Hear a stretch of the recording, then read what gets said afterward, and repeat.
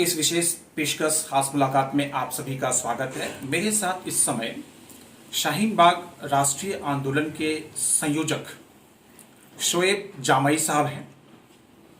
देश के बहुत ही चर्चित और जाने माने विद्वान हैं, राष्ट्रीय स्तर के प्रवक्ता हैं।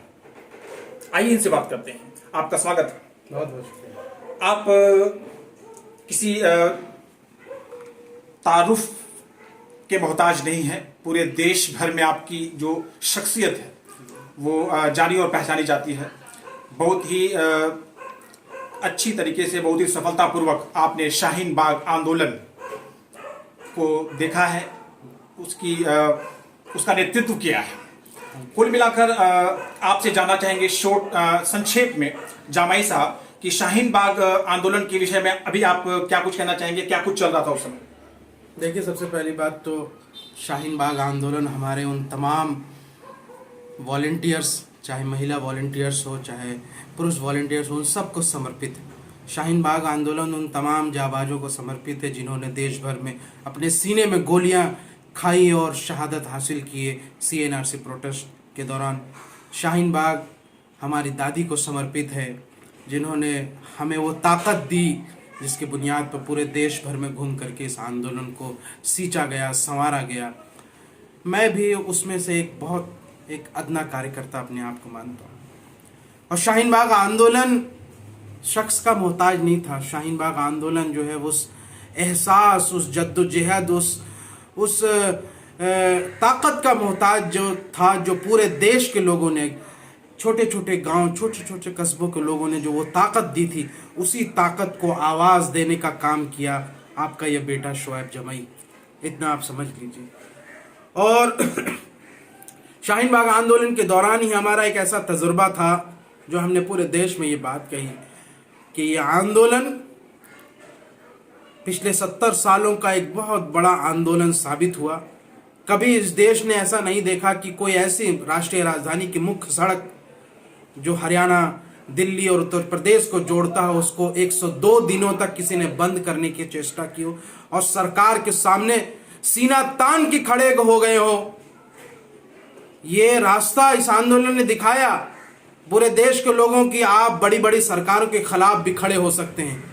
और इस आंदोलन की सुगबुगाहट ऐसी थी कि आज आप दूसरे जितने आंदोलन देख रहे हैं, किसान आंदोलन, दूसरे आंदोलन, वो सब उसी से इंस्पायर्ड है। इसलिए मैंने कहा कि ये आंदोलन आने वाली 70 सालों की हमारी राजनीतिक दशा और दिशा को बदलने का काम करेगा। और ये हो रहा है। इसलिए मैं चाहता हूं कि हमारे तमाम कार्यकर्ता, हमारे तमाम वॉलंटियर्स इसमें कोई जाया ना हो।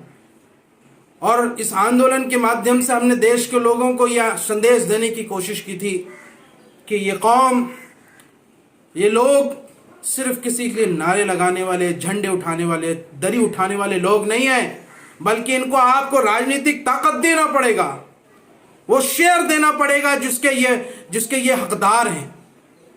और इसको मैं आज आपके सामने ये बता रहा हूं। इस बात को गौर से सुनिए कि शाहीन बाग आंदोलन के दौरान हमने दादी के सामने, शाहीन बाग की दादी आप जानते होंगे, बिल्किस दादी, जिनको इंटरनेशनल फेम मिला, शाहीन बाग की दादी के सामने हमने कसम खाई कि चाहे जिस भी पार्टी में रहे, जिस भी महाज पे रहे, जिंदगी भर इस बात की कोशिश करेंगे कि जो आंदोलन का जो मैसेज था, जो कौम को जिंदा करने की बात थी, एजुकेशनल, पॉलिटिकल, सोशल, इन तमाम महाज पर बिना रुके, बिना थके, ईमानदारी के साथ और बगैर धोखा दिए ये काम करते रहेंगे। तो शोएब जामई इस कसम को जो है पूरा करता है। और इसी कड़ी में आज हम अपने गृह राज्य, अपने गृह जिला गिरिडीह में जो है, हमने इस बात की भी आवाज़ दी है कि यहाँ के नौजवानों में बड़ा पोटेंशियल है माशाल्लाह, और ये बहुत कुछ कर सकते हैं। मैं तो इनको शाहीन बाग आंदोलन का अपना तमाम इनको वॉलंटियर्स मानता हूँ। और हमने देखा, जब भंडारीडीह में पिछली दफ़ा मुझे CNRC प्रोटेस्ट के दौरान आने का मौका मिला तो मैंने वो जज्बा देखा है। इसलिए मैंने गिरिडीह के तमाम क्षेत्रों में घूम कर ये जायज़ा लिया। गांडे हो, भंडारीडीह हो, तेलोडी हो, मैंने देखा यहाँ बरवाडी के, इनमें बड़ा पोटेंशियल और बहुत कुछ करना चाहते हैं। तो इसकी नीयत से हमने इस बार झारखंड में एक मूवमेंट लॉन्च किया है राज्यव्यापी, जिसमें झारखंड में शीघ्र ही मदरसा बोर्ड की गठन, जिसकी बुनियाद पर हजारों हजार स्टूडेंट जिन्होंने मदरसे से पढ़े उसकी नौकरी लगने का एक रास्ता तैयार होगा, जिनके सर्टिफिकेट की एक वैल्यूएशन हो गया, किसी यूनिवर्सिटी से उसको जोड़ दिया जाए। जैसे बिहार के तर्ज पर हमने मंत्री जामा खान जी से भी बात की, गुलाम रसूल वलियाबी से बात की कि इसमें आप मदद करें ताकि वो तर्ज पर झारखंड में ये काम हो सके। और मंत्री हफीजुल हसन साहब ने हमारे इस प्रपोजल को समझा और वो तैयार हो गए और एक कमेटी भी गठित कर दी है। दूसरा, वक्फ बोर्ड की जो मुद्दे हैं इस पर हमने जोर शोर से चर्चा की और ये हमारी मुहिम भी है, क्योंकि आपको पता है कि पूरे झारखंड में लगभग 2000 करोड़ की वक्फ की प्रॉपर्टी है जिसका कोई पुरसाने हाल नहीं है, जिसको कोई देखने वाला नहीं, लोग दबा के बैठे हैं। उन वक्फ की प्रॉपर्टीज का फायदा झारखंड के गरीब मुसलमानों को नहीं मिल रहा है, गरीब बेवाओं को, बच्चियों को नहीं मिल रहा है। उन प्रॉपर्टीज को वापस लेना है, उसको वक्फ बोर्ड के तहत एक ईमानदार लोगों के साथ उसको यहां से उसकी निगरानी में डालना है और इसकी गठन के लिए भी हमारी राज्यव्यापी मुहिम जो है चलती रहेगी। ये दो एक अहम मुद्दे थे। साथ ही साथ उर्दू टीचरों की बहाली का मुद्दा सरकारी नौकरियों में और उर्दू टीचर्स की जो उसके सैलरी है और किताब पुस्तकों का जो सारा वितरण है, इन तमाम एजेंडे पर हमने मंत्री जी से चर्चा की है। मंत्री जी ने इनको स्वीकार किया है और ये पहली मुहिम के तहत हमने ये सारा काम करने की कोशिश की है। अगली बार भी जब झारखंड आना होगा तो इंशाल्लाह हमारी कोशिश होगी कि गांडी विधानसभा क्षेत्र के तहत में हम एक अच्छी एजुकेशनल इंस्टीट्यूट का वहाँ पे गठन करने का हमने फैसला लिया। इसके लिए जमीन अधिग्रहण की भी बात लगभग कंप्लीट हो चुकी है। तो ये छोटे छोटे मुद्दे लेकर के हम चल रहे हैं, जिससे राज्य के यहाँ के यूथ, यहाँ के लोगों को बड़ा फायदा होगा। और आने वाली 2022 में 17 फरवरी को पूरे ऑल झारखंड यूथ कॉन्फ्रेंस का हम लोग इनकाद करने वाले हैं इंशाल्लाह। तो ये आपका बेटा, ये आप कर्ज चुकाने की बारी है। मेरी माँ ने मुझसे कहा कि बेटा तुम्हारी पैदाइश यहीं की है, राष्ट्रीय लेवल पर तुम्हें लोग जानते हैं, राष्ट्रीय लेवल पर तुम्हारे एक्टिविज्म, इस खित्ते के लिए, इस अपने गृह क्षेत्र के लिए तुम क्या करना चाहो, तो जो मेरा कर्ज है उसको मैं चुकाने के लिए पूरी पूरी कोशिश करूंगा। सर, आप इस खित्ते के लिए, अपने होम टाउन गिरिडीह के लिए कुछ करने की बात कह रहे थे। किस तरह की सोच है यहाँ पर गिरिडीह में अगर बात की जाए, क्योंकि राष्ट्रीय स्तर पर आपने बहुत कुछ किया है जी। होम टाउन की अगर बात किया जाए, कुल मिलाकर कुछ ऐसी चीजें, कुछ ऐसी कमियां जहां आपने, जिनको आप नोटिस किया है, जिन्हें आप दूर करते हुए नजर आएंगे आने वाले समय में? देखिए, सबसे पहली बात है कि लोगों से मैं यही कहना चाहूँगा कि मैं यहाँ पे कोई खालिश राजनीति के लिए नहीं आया।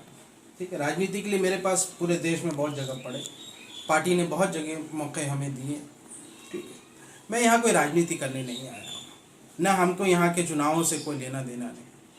हम सिर्फ और सिर्फ जो कुछ हमने सीखा अपने इस सफ़र में, इस तजुर्बे को, उस तजुर्बे को साझा करते हुए हम चाहते हैं कि हमारे जैसे हज़ारों नौजवानों का कारवां और काफिला बने यहाँ पे। हम चाहते हैं कि इस हमारे गिरिडीह के शहर के लोग, हमारे इस क्षेत्र के आसपास के लोग बड़ी तादाद में जामिया और अलीगढ़ में पढ़ने वाले हो जाए। हमने देखा कि बिहार के कई लोग होते हैं जो एक आदमी आता है अलीगढ़ और जामिया में, वो पूरा कुनबा को बसा देता है।